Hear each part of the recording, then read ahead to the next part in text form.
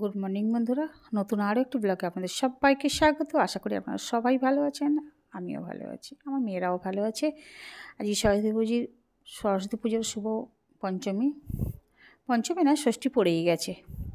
পঞ্চমী কাল রবিবার ছিল, আজকে সোমবার। তা বেলা এখন 2:30টার মতন বাজে। আমরা তানিশাকে নিয়ে এসেছি তানিশার স্কুলে মানে ওর কুপনটা ওর মা আমার হাতে দিয়ে দিয়েছে। যেহেতু মেয়ে আমাদের সঙ্গে আসবে, ওই জন্য ওর মা আর আসেনি। বলে মেয়েকে যখন তোমরা নিয়ে যাচ্ছ তাহলে কুপনটাও তোমরা নিয়ে যাও, নিয়ে গিয়ে মেয়েকে খাইয়ে করবে, তোমরা খেয়ে নেবে সবাই মিলে, বাড়িতে আর আনতে হবে না। কিন্তু আমরা সবাই তো কালকে রান্না করেছি, আজকে ষষ্ঠী করেছি। পান্তা, গোটা চচ্চড়ি, পায়েস, আলু ভাজা, শাক, এই ডাল সব খেয়ে দিয়ে বেরিয়েছি।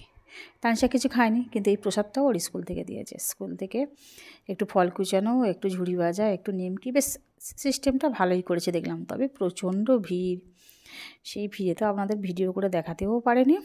আর তানিশা শাড়ি পরেছে, আর ওর মা একটা বুট পরিয়েছে, ভীষণ নাজেহাল হয়ে গেছি। বুটটাকে না ওই ভিড়ের মধ্যে একবার খুলে ঢুকতে হচ্ছে, একবার আবার বেরিয়ে বুটটাকে পরাতে হচ্ছে, আর নিচু হয়ে খুব অসুবিধা হচ্ছিলো, ওই জন্য আমাদের ভিডিও করে দেখাতেও পারিনি। এইটা চলে এসেছি একটা ওইখানকারই বাগেরহাটেরই একটা বয়েজ স্কুলে, হাই স্কুল। তবে এখানে একটু ফাঁকা ছিল বলে ওকে এখানে একটু বসিয়ে খাইয়ে নিচ্ছি।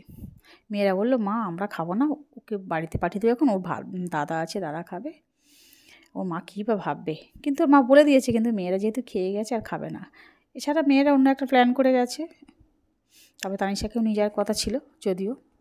তো এইখানটায় ওদের বয়েজে একটা করেছে দেখুন, এই যে নারী শিক্ষা। আমি ভিডিও করতে পারিনি, মেয়েরাই করেছে, তাহলে হয়তো আমি নাহলে একটুখানি ভালোভাবে দেখাতাম সব কিছু।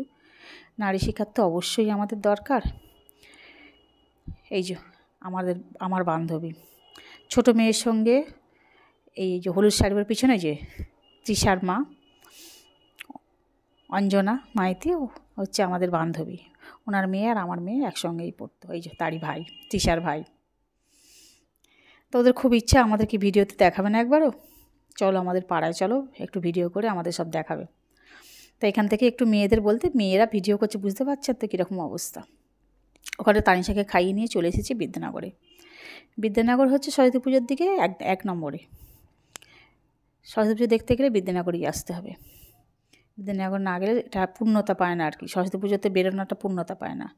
তবে হ্যাঁ, একটা কিন্তু 8 থেকে 80 বছর বয়স পর্যন্ত পুরুষ বলুন মহিলা বলুন সবাইকে কিন্তু এখানে দেখতে পাবেন এই সরস্বতী পুজোর উৎসবে। এটা কলেজের গেট, দারুণ ভিড়। গেট থেকে ঢুকেছি, দেখুন দুধারে কত রকম মেলার মতো রং বেরঙের জিনিস বসেছে। আর যত রকম জুটি দেখতে চাইবেন তত রকম জুটি দেখতে পাবেন। যত রকম, ওই যে বললাম না, 8 থেকে 80 বছর পর্যন্ত সবাইকে দেখতে পাবেন। আমাদেরও কি বয়সটা কম হয়েছে, আমরাও তো গেছি, শিং ভেঙে বাছুরের দলে ঢুকে পড়েছি। আমাদের যদিও যাওয়া উচিত না। এই যে কত দোকানপাট দেখুন, পুরো মেলার মতন, এগরোল, ফুচকা, আইসক্রিম, কত খেলার জিনিস, আচার, বেলুন, এমনি স্টেশনারি দোকানের মতন বসেছে। এই যে দেখুন সব নিচে পেতে সব কত কী বসেছে। বাচ্চারা তো বেরোবেই আর বায়নাও করবেই। যাই হোক, আস্তে আস্তে আমরা যে বিদ্যানগর কলেজের দিকে ঢুকছি। বিদ্যানগরে যে কত রকমের স্কুল আছে, হাই স্কুল, গার্লস মানে হাই স্কুলের মধ্যে girls, boys, primary, kindergarten, English medium, college. যাই হোক বন্ধুরা, এই গাছগুলো দেখতে পাচ্ছেন দারুণ করে সাজানো আছে। তবে আমি তো কোনো সময় কখনো ঢুকিনি, এই সরস্বতী পুজোর সময় তো ঢুকি, কিন্তু এইভাবেই সাজানো থাকে। জানি না মানে 12 মাসের জন্য সাজানো থাকে কি না। তবে এই কলেজেই কিন্তু আমি পড়াশোনা করেছি। দারুণ করে সাজিয়ে দেখুন। তবে এগুলো কিন্তু পার্মানেন্ট গাছ মনে হচ্ছে, টেম্পোরারি নয়, সব সাজানো গোছানো নয়। দারুণ দারুণ সুন্দর করেছে দেখুন। শুধু ছেলে মেয়ে জুটি, এটা আপনার দেখবেন না, ছেলে মেয়ে, মেয়ে মেয়ে, ছেলে ছেলে, সব রকমের জুটি দেখতে পাবেন। আর গাছগুলো কি সুন্দর করে লাগানো আছে একবার দেখুন, দারুণ দারুণ। মেয়েরা আমি না হলে যাবে না, বাধ্য হয়ে মেয়েদের সঙ্গে আমাকে বেরোতে হলো, নাহলে আমার কি আর এই বয়সে ভালো লাগে বলুন তো, একদমই ভালো লাগে না। এই যে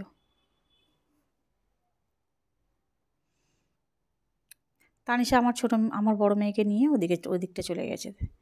ওই যে সব গাছগুলো দেখতে খুব ভালো লাগছে, ওই যে দেখুন ওদের সঙ্গে বসে বসে গল্প করছে, খুব মিশুকে। নাহলে আমার মতো মানে টিচারকে ও মায়ের সম্মান দিয়ে বেড়েছে, মা বলে ডেকে।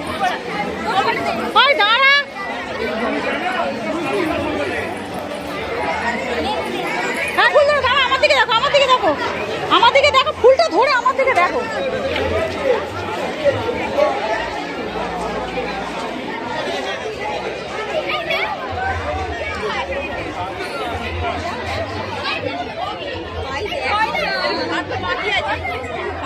হাই দে, হাই সবাইকে কি করতে চাই দে।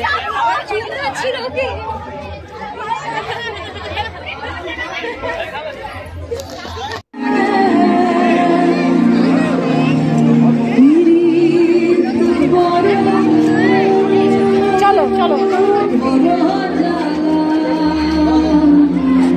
পা দেবে না। এটি হচ্ছে কলেজের ঠাকুর, কত সুন্দর ডেকোরেং করেছে দেখুন, খুব সুন্দর করে ডেকোরেং করেছে, দারুণ দারুণ। প্রতি বছরই কলেজের ঠাকুরটা দেখতে আসি, তবে আমি যখন পড়তাম তখন কিন্তু এই বিল্ডিংগুলো ছিল না।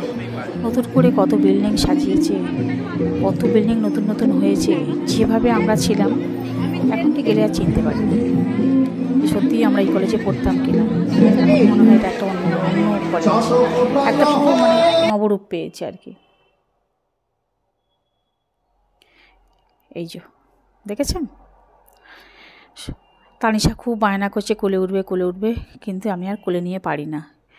এবার ভাবছি ওকে নিয়ে বাড়ি চলে যাব। মেয়েদের বলেছি তোরা দুটো বয়েজ গার্লস মঠে ঠাকুর ওঠে সেগুলোর দিকে তোরা আয়। আমি আর কোলে ওঠার জন্য খুব বায়না করছে, আমি আর ওকে নিয়ে যেতে পারছি না কোলে করে। এবার ভাবছি ওকে বাড়িতে দিয়ে আসবো। আর ওর শরীরটাও খুব একটা ভালো নয়, আর জুতোটাও খুব পায়ে লাগছে। ওরও দোষ নেই, ও হাঁটতে পারছে না, ওর পায়ে খুব লাগছে।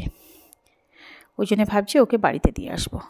বাড়িতে দিয়ে তারপর আমরা দু মায়ে যেয়ে একটা রেস্টুরেন্টে খেতে যাব। তারপর ওকেও কিন্তু নিয়ে যাওয়ার কথা ছিল, কিন্তু কি করব, ওকে আবার অন্য জায়গায় নিয়ে যাব।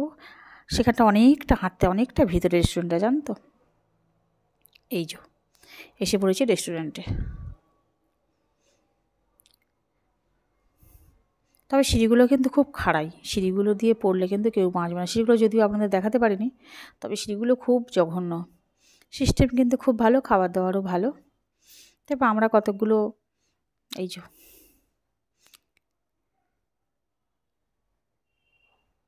কুলচা,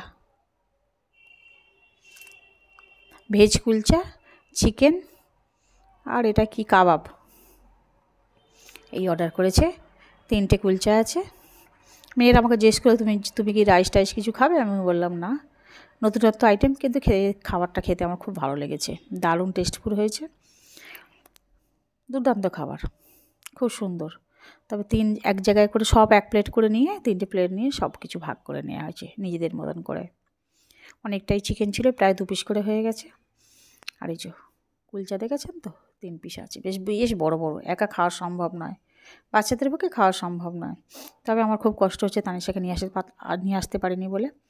তবে আনলেও ও নষ্ট করতো, খেতোই না জানেন তো, তবুও একটা কষ্ট হচ্ছে।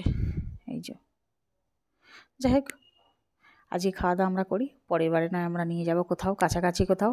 একদম যেহেতু অনেকটা হেঁটেছে না, আর হাঁটতে চাইছে না। যদি ডাইরেক্ট আমরা এখানে রেস্টুরেন্টে নিয়ে চলে আসতে পারতাম তাহলে হয়তো চলে আসতো, তা ওর জন্য আমাদের খুব মন কেমন করছে।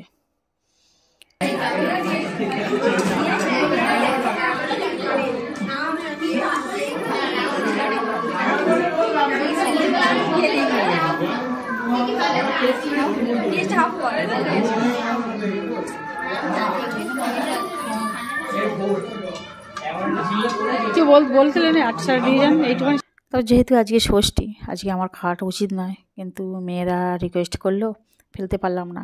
এরকম অনেক সময়ও করেছি, বাড়িতে ষষ্ঠী পালন করে বাইরে গিয়ে আর কখনোই ষষ্ঠী করতে পারি না, যেমন দুর্গাপূজায় হয় আর কি। অষ্টমীতে আমরা বাড়িতে লুচি নিরামিষ খেয়ে যাই, লুচি পনির টনির ফুলকপির তরকারি আলুর দম যেটা হয় বাড়িতে সেটা খেয়ে যাই, কিন্তু বাইরে গিয়ে আর সেটা হয় না, আর মানতে পারি না।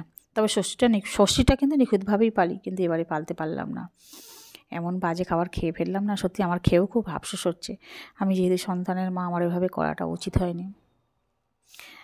যাই হোক মা সরস্বতীর কাছে অন্যায় স্বীকার করে আর কি করব, আমি না হলে মেয়েরা খাবেও না যাবেও না, এরকম একটা ব্যাপার। এত বড় বড় মেয়ে হয়ে গেছে তো সবাই কিন্তু আমাকেই নিয়ে যাবে, নাহলে যাবেই না, রিকোয়েস্ট করবে।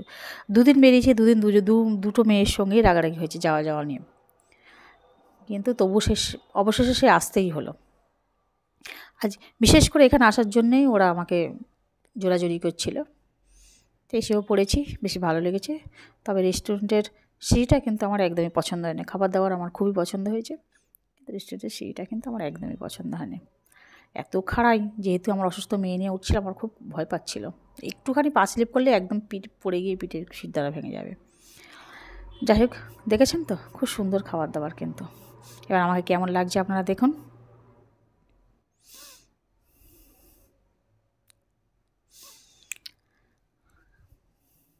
বেশ ভালো লেগেছে খাবার দাবারটা।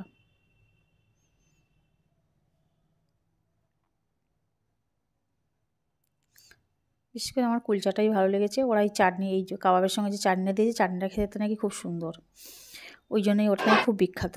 এই জন্যই আমার মেয়েরা আমাকে নিয়ে এসছে, তুমি চাটনিটাকে খেয়ে দেখো। সত্যিই চাটনিটা খুব সুন্দর হয়েছে। তবে তার থেকে তো আমার বেশি ভালো লেগেছে আমার এই কুলচাটা। এসে গেছি বাড়িতে, একদম সোজাসুজি বাড়িতে। এবার বাড়িতে এসে দেখুন না, মেয়েদের রকট দেখুন না, সারা জায়গায় ফটো তুলে আর হয়নি। এবার বাড়িতে এসে দুজনের অবস্থা দেখুন, দেখেছেন? এই করবে এখন, কতক্ষণ তার নেই ঠিক। শাড়ি যখন পরেছে, শাড়ি তো খুলবেই না।